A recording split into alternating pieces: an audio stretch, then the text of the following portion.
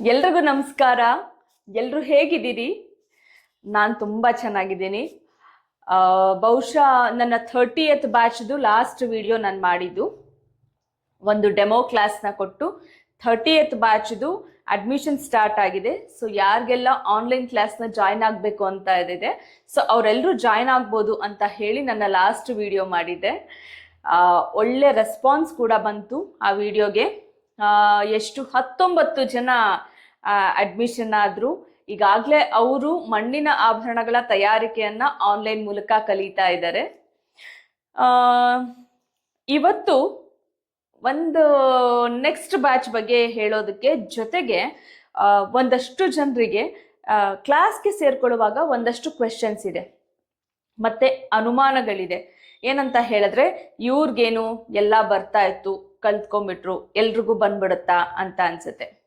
ಮತ್ತೆ ಕೆಲವು ಸ್ಟೂಡೆಂಟ್ಸು ಅಡ್ಮಿಷನ್ಗೆ ಕೇಳುವಾಗ ಪಾಪ ಕ್ವೆಶನ್ಸ್ ಅವ್ರದ್ದು ಹೆಂಗಿರುತ್ತೆ ಅಂದರೆ, ಮೇಡಮ್ ನಮ್ಗೇನೂ ಬರಲ್ಲ, ಮಣ್ಣಿನ ಆಭರಣದ ಬಗ್ಗೆ ಗೊತ್ತೇ ಇಲ್ಲ, ಮಾಡೋಕ್ಕಾಗತ್ತಾ ಅಂತ ಕೇಳ್ತಾರೆ. ಒಂದು ಏನಂತ ಹೇಳಿದ್ರೆ, ನನ್ನ ಮನೆಯಲ್ಲಿ ಅಥವಾ ನನಗೆ ಗೊತ್ತಿರೋರು ಯಾರೂ ಸಹ ಈ ಮಣ್ಣಿನ ಆಭರಣಗಳನ್ನ ಮಾಡ್ತಾ ಇರಲಿಲ್ಲ. ನಾನು ಯಾವುದೇ ತರಬೇತಿಯನ್ನ ತಗೊಳ್ಳದೆ ಇದನ್ನ ಕಲ್ತಿರೋದು. ಸೊ ನನಗೂ ಸಹ ಮೊದಲಿಗೆ ಮಣ್ಣಿನ ಆಭರಣ ಅಂದಾಗ ಇಷ್ಟೇ ಆಶ್ಚರ್ಯ ಆಯಿತು, ಮಣ್ಣಿಂದ ಆಭರಣ ಮಾಡ್ತಾರ ಅಂತ.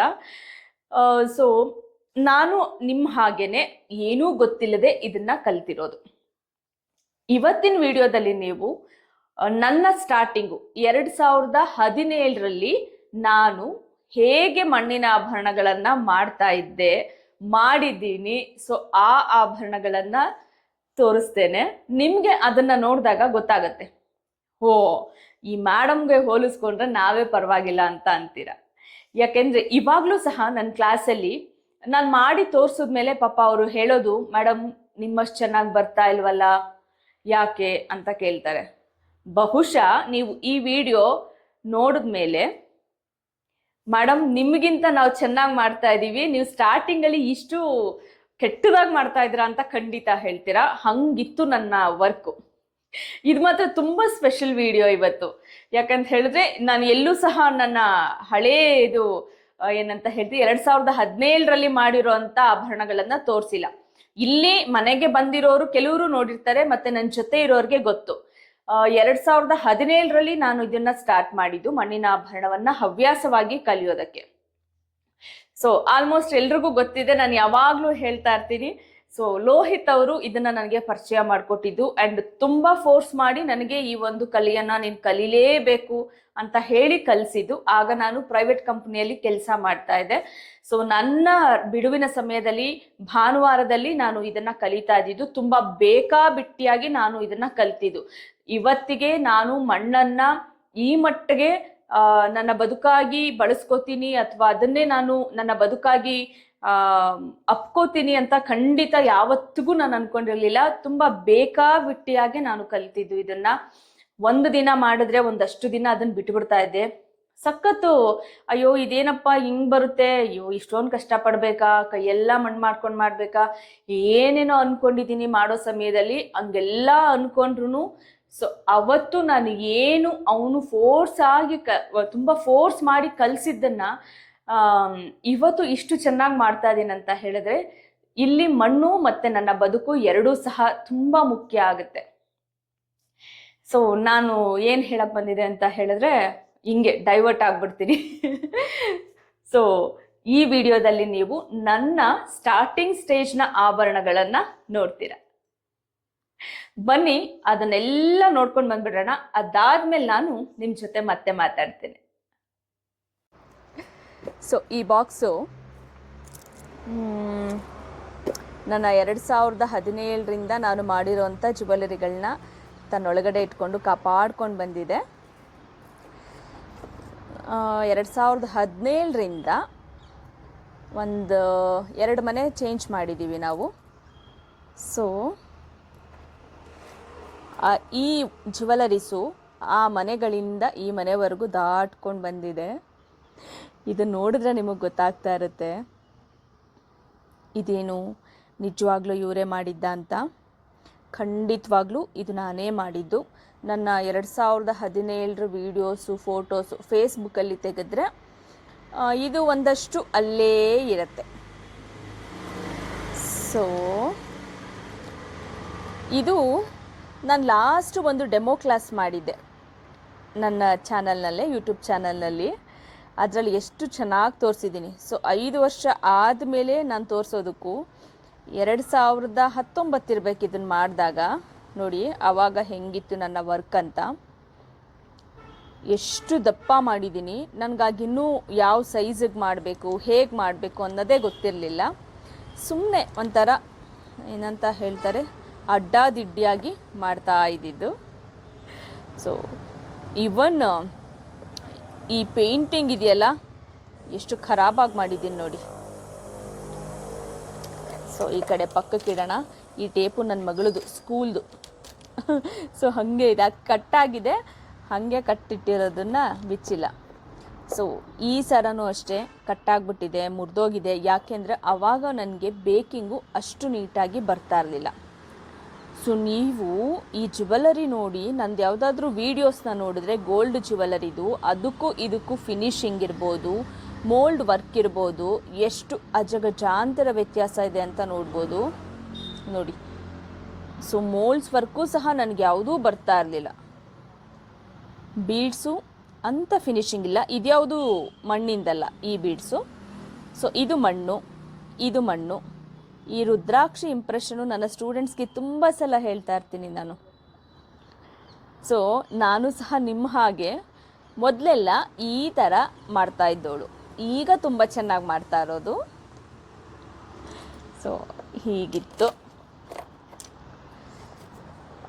ಒಂದಷ್ಟು ಕಟ್ಟಾಗ್ಬಿಟ್ಟಿದೆ, ಯಾಕಂದರೆ ಅಷ್ಟು ನೀಟಾಗಿ ನಾನು ಮಾಡಿಲ್ಲ ಹಾಗಾಗಿ. ಬಟ್ ಆದರೂ ನೆನಪು ಅಂತ ನಾನು ಹಾಗೆ ಇಟ್ಕೊಂಡಿದ್ದೀನಿ. ಇದು ನೋಡಿ, ಇದು ಸಹ ಮೋಲ್ಡ್ ವರ್ಕು, ಅಂಥ ಫಿನಿಶಿಂಗ್ ಮಾಡಿಲ್ಲ ನಾನು. ಕ್ಲೇ ವರ್ಕ್ ಮಾಡೋವಾಗಲೇ ಮೋಲ್ಡ್ ವರ್ಕನ್ನ ನೀಟಾಗಿ ಮಾಡ್ಕೋಬೇಕು. ಬಟ್ ಆವಾಗ ಸ್ಟಾರ್ಟಿಂಗಲ್ಲಿ, ಯಾಕಂದರೆ ನಾನು ಯಾವುದೇ ಕ್ಲಾಸಸ್ಗೆ ಹೋಗಿಲ್ಲ, ಯಾರ ಹತ್ರನೂ ಕಲ್ತಿಲ್ಲ. ಜಸ್ಟ್ ನನ್ನ ಹಸ್ಬೆಂಡ್ ಲೋಹಿತ್ ಅವರು ಸ್ವಲ್ಪ ಗೈಡೆನ್ಸ್ ಮಾಡ್ತಾಯಿದ್ರು. ಸ್ವಲ್ಪ ಏನು ಜಾಸ್ತಿ ಅವನೇ ಪಾಪ ಮಾಡಿರೋದು. ಅವನೇ ಫೋರ್ಸ್ ಮಾಡಿ, ಇಲ್ಲ ಹಂಗೆ ಮಾಡು ಹಿಂಗೆ ಮಾಡು ಅಂತ ಹೇಳಿ ಹೇಳಿ ಮಾಡಿಸಿದ್ದಕ್ಕೆ ಸೊ ಇಷ್ಟು ಮಾಡಿದ್ದೀನಿ ಅನಿಸುತ್ತೆ. ನೋಡಿ ಇದು ಸಹ ಎಷ್ಟು ದಪ್ಪ ಮಾಡಿದ್ದೀನಿ.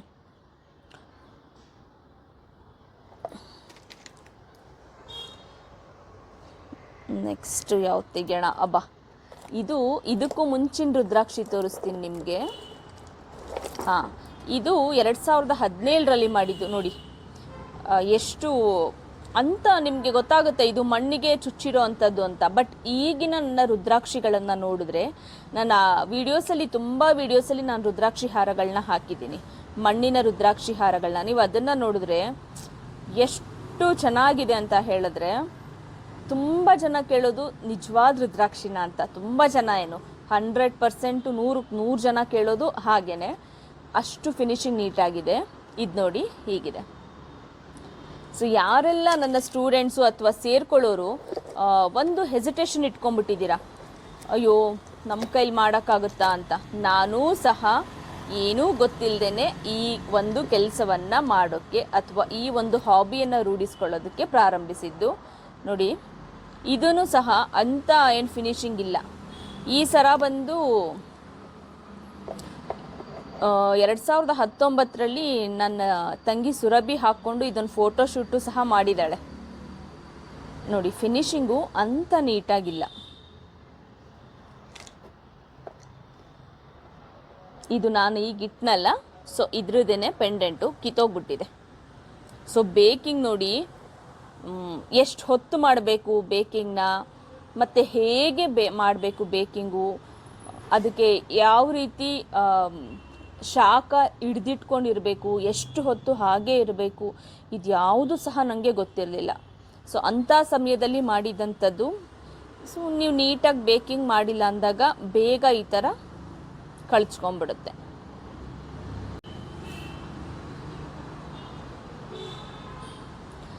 ಇನ್ನು ಇದೂ ಅಷ್ಟೇ ರುದ್ರಾಕ್ಷಿ. ಇದು ನೋಡಿ ನಟರಾಜನ ಯಾವ ಕುಲ ಮಾಡಿಟ್ಟಿದ್ದೀನಿ ನಾನು. ಈ ಥರ ಎಲ್ಲ ಎಷ್ಟು ಅನ್ಫಿನಿಶ್ಡ್ ಆಗಿದೆ, ಒಂಚೂರು ಪ್ರೊಫೆಷ್ನಲ್ ಆಗಿರಲ್ಲ.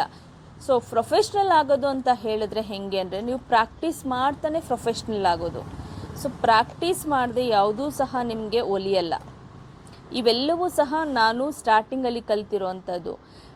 ಬಹುಶಃ ಈ ಒಂದು ವೀಡಿಯೋಸ್ನ ನೋಡಿದ ಮೇಲೆ ನಿಮಗೆ ಅರ್ಥ ಆಗಿರುತ್ತೆ, ನಾವೇ ಪರವಾಗಿಲ್ಲ ನಮ್ಮ ಮೇಡಮ್ಗಿಂತ ತುಂಬ ಚೆನ್ನಾಗಿ ಮಾಡ್ತೀವಿ ಅಂತ ಹೇಳಿ. ಇದು ನೋಡಿ, ಯು ಪಿನ್ನು ನನಗೆ ಎಷ್ಟು ಎತ್ತರಕ್ಕೆ ಹಾಕಿದ್ದೀನಿ, ಅದನ್ನು ಹೇಗೆ ಹಾಕಬೇಕು ಅನ್ನೋದು ಸಹ ನಂಗೆ ಗೊತ್ತಿರಲಿಲ್ಲ. ಇದು ನನ್ನ 2017 ಜುವೆಲ್ಲರಿ. ಇಲ್ಲೂ ಅಷ್ಟೇ ಎಷ್ಟು ಖರಾಬಾಗಿ ಮಾಡಿದ್ದೀನಿ ಅಂತ.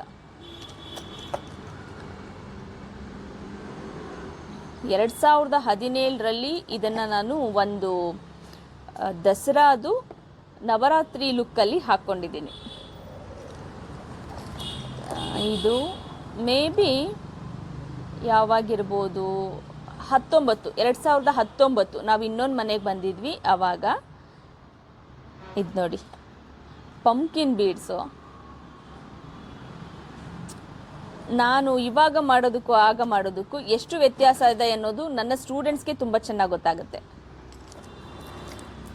ಇದು ಯಾವುದೋ ಆಫ್ ಬೀಡಲ್ಲಿ ಮಾಡಿರೋವಂಥದ್ದು. ಆವಾಗ ಪೇಂಟಿಂಗು ನಿಜವಾಗ್ಲೂ ಇದು ನಾನೇನ ಪೇಂಟ್ ಮಾಡಿದ್ದು ಅನ್ನಿಸ್ತಾ ಇದೆ.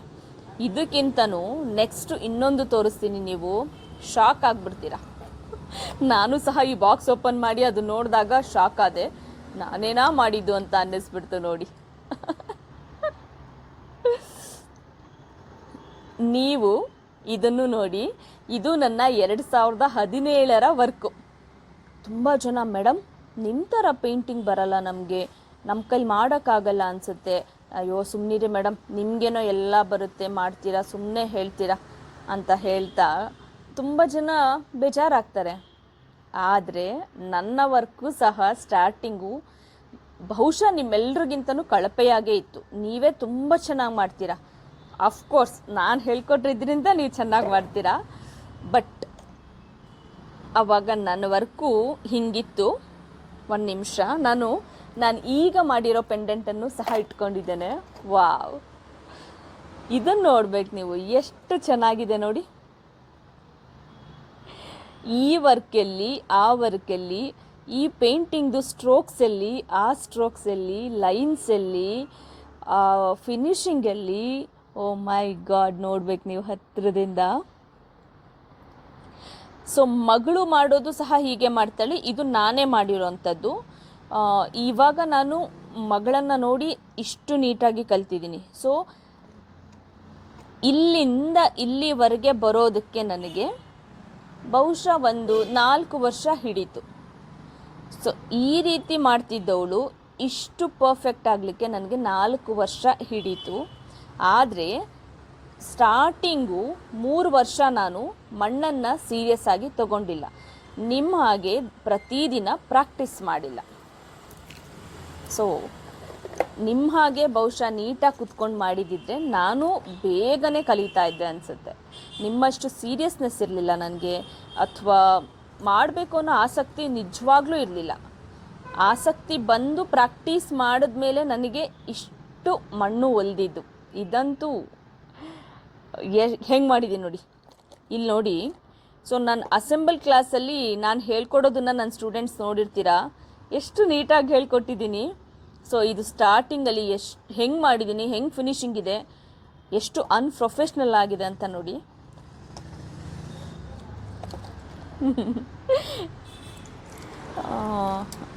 ಇದೊಂದು ಇದೆ. ಸೊ ಗಣಪತಿ ಮುಗ್ಗಪ್ಪು ಮಾಡಿದ್ದೆ ಆವಾಗ. ಸೊ ಇದು 2019 ಮಾಡಿದ್ದು. ಅಂಥ ಮೋಲ್ಡ್ಸ್ ಫಿನಿಷಿಂಗು ಸಹ ನನಗೆ ಬರ್ತಾ ಇರಲಿಲ್ಲ. ಈ ಮಣ್ಣಿಂದೆಲ್ಲ ಬಿಡಿ, ಇದು ಈ ಮನೆಗೆ ಬಂದ ಮೇಲೆ ಮಾಡಿರೋಂಥದ್ದು 2020 ವರ್ಕು.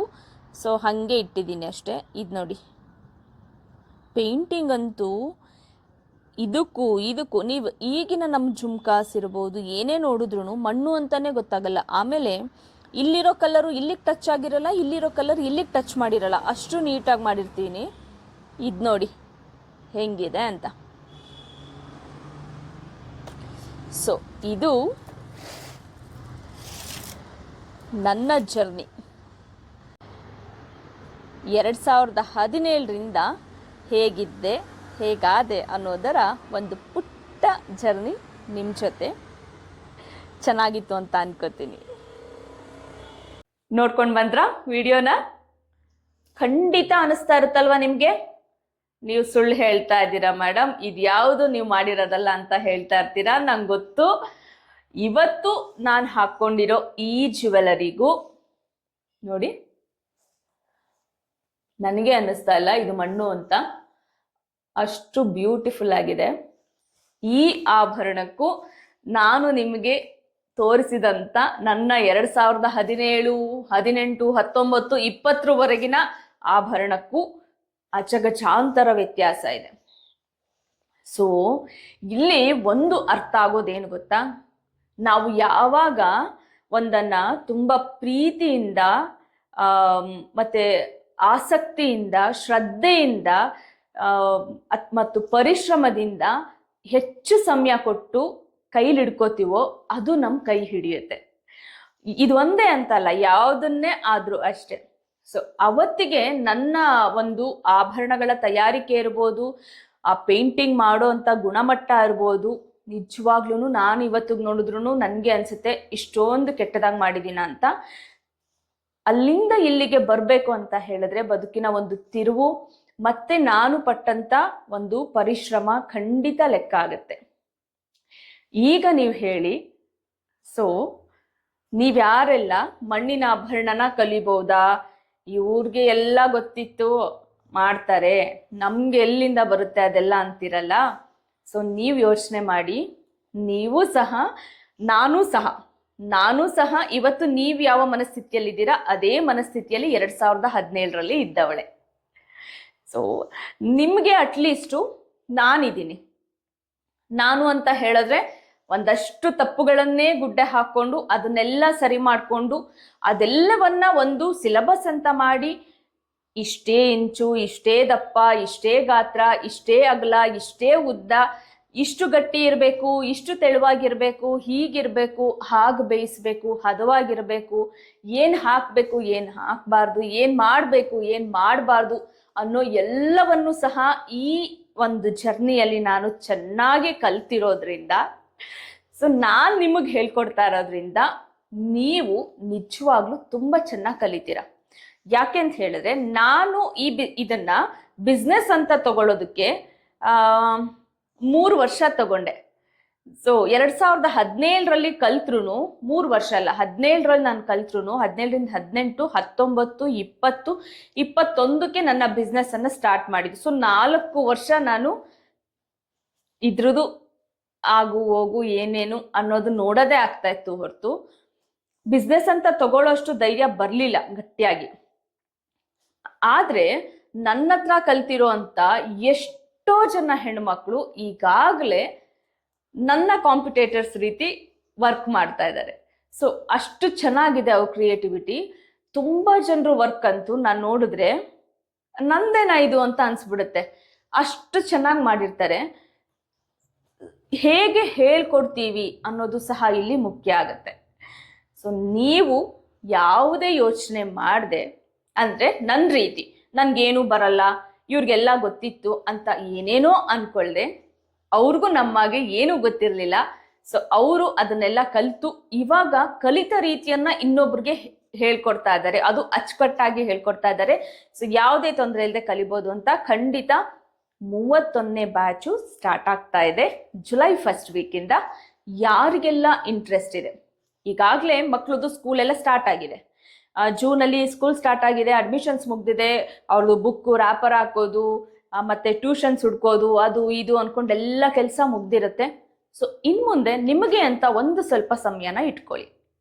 ಹವ್ಯಾಸವಾಗಿ ಕಲಿಯುವಂಥ ಯಾವುದು ಸಹ ನಿಮಗೆ ವ್ಯರ್ಥವಾಗಲ್ಲ. ಇವತ್ತು ಹವ್ಯಾಸವಾಗಿ ಕಲಿಯೋದು ನಾಳೆ ಮತ್ತೇನೋ ಆಗಿ ನಿಮ್ಮ ಕೈ ಹಿಡಿಯುತ್ತೆ. ಸೊ ಯಾರಿಗೆಲ್ಲ ಈ ಒಂದು ಕಲೆಯನ್ನ ಕಲಿಯೋ ಆಸಕ್ತಿ ಇದೆ, ಆನ್ಲೈನ್ ಮೂಲಕ ಅದನ್ನು, ಸೊ ಮನೆಯಲ್ಲೇ ಕುತ್ಕೊಂಡು ಫ್ಲೆಕ್ಸಿಬಲ್ ಟೈಮಲ್ಲಿ ನನಗೆ ಬೇಕಾದಾಗ ನಾನು ಕಲಿಯುವಂಥ ಒಂದು ಅವಕಾಶ ಇದು.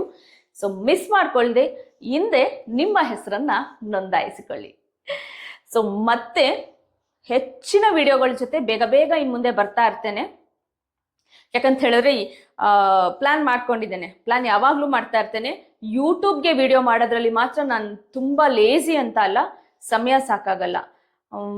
ತುಂಬಾ ಜನ ಮೆಸೇಜ್ ಮಾಡ್ತಾ ಇರ್ತೀರಾ, ಯಾಕೆ ನೀವು ರೆಗ್ಯುಲರ್ ಆಗಿ ಮೆಸೇಜ್ ಹಾಕಲ್ಲ, ಯಾಕೆ ಡೈಲಿ ವ್ಲಾಗ್ಸೇ ಮಾಡ್ಬೋದಲ್ಲ ನೀವು, ಎಷ್ಟು ಜನ ಕೇಳ್ತಾ ಇರ್ತಾರೆ ನಿಮ್ಮ ವರ್ಕ್ ಜರ್ನಿ ಹೇಗಿರುತ್ತೆ, ಡೈಲಿ ರೊಟೀನ್ ಹೇಗಿರುತ್ತೆ, ಮತ್ತೆ ಹೆಂಗೆ ಮ್ಯಾನೇಜ್ ಮಾಡ್ತೀರಾ, ಇದೆಲ್ಲವನ್ನ ನೀವು ಹೇಳ್ಕೊಂಡ್ರೆ ತುಂಬಾ ಹೆಲ್ಪ್ ಆಗುತ್ತೆ ಬೇರೆಯವ್ರಿಗೆ ಅಂತ ತುಂಬಾ ಜನ ಮೆಸೇಜ್ ಮಾಡ್ತೀರಾ. ಆದ್ರೆ ನನಗೆ ಎಲ್ಲವನ್ನೂ ಸಹ ನನ್ನ ಬದುಕಿನ ಹೋರಾಟ, ಒಂದು ಹೋರಾಟ ಅಂತೂ ನಡೀತಾ ಇದೆ. ಸೊ ಅದು ಕೋರ್ಟು ಕೇಸು ಕಾನೂನು ಅನ್ಕೊಂಡು ಅದೊಂದಷ್ಟು ತಲೆ ತಿನ್ನೋದಾದ್ರೆ, ಇನ್ನ ಹೊಟ್ಟೆಪಾಡು ನಡೆಸೋದಿದೆ. ತುಂಬ ಅಂದರೆ ತುಂಬ ಒಂಥರ ಹರಡ್ಕೊಂಡ್ಬಿಟ್ಟಿದ್ದೀನಿ ನಾನು ಬದುಕೊಂಡ್ ತುಂಬ. ಅದ್ರ ಮಧ್ಯ ಯೂಟ್ಯೂಬ್ಗೆ ಅಂತ ಸಮಯ ತೆಗೆದಿಡಿಯೋದು ತುಂಬ ಕಷ್ಟ ಆಗ್ತಾ ಇದೆ. ಆದರೂ ಸಹ ಇನ್ನು ಮುಂದೆ ಚಿಕ್ಕದಾಗಿ ಏನಾದರೂ ಹೇಳೋದಿದ್ರೆ, ನಿಮ್ಮ ಜೊತೆ ಹಂಚ್ಕೊಳ್ಳೋದಿದ್ರೆ ಅದಕ್ಕೆ ವಿಡಿಯೋಸ್ನ ಖಂಡಿತ ಇನ್ನು ಮುಂದೆ ರೆಗ್ಯುಲರ್ ಆಗಿ ಸ್ವಲ್ಪ ಮಾಡ್ತೀನಿ ಅಂತ ಹೇಳ್ತೀನಿ. ಇಷ್ಟು ಹೇಳೋದಿತ್ತು. ಸೊ ಅದೆಲ್ಲವನ್ನ ಪಟಪಟ ಅಂತ ಹೇಳಿ ಮುಗಿಸಿದ್ದೀನಿ. ಸೊ ಯಾರಿಗೆಲ್ಲ ಆನ್ಲೈನ್ ಕ್ಲಾಸ್ನ ಜಾಯ್ನ್ ಆಗಬೇಕು ಅನ್ನೋ ಆಸಕ್ತಿ ಇದೆ, ಸೊ ಅವರು ಈ ಯಾವುದೇ ಕ್ವೆಶನ್ಸನ್ನು ಯೋಚನೆ ಮಾಡದೆ ಆರಾಮಾಗಿ ಸೇರ್ಕೊಳ್ಳಿ. ಆದಷ್ಟು ಬೇಗ ನಿಮ್ಮ ಒಂದು ಹೊಸ ಹವ್ಯಾಸವನ್ನು ರೂಢಿಸ್ಕೊಳ್ಳಿ. Thank you.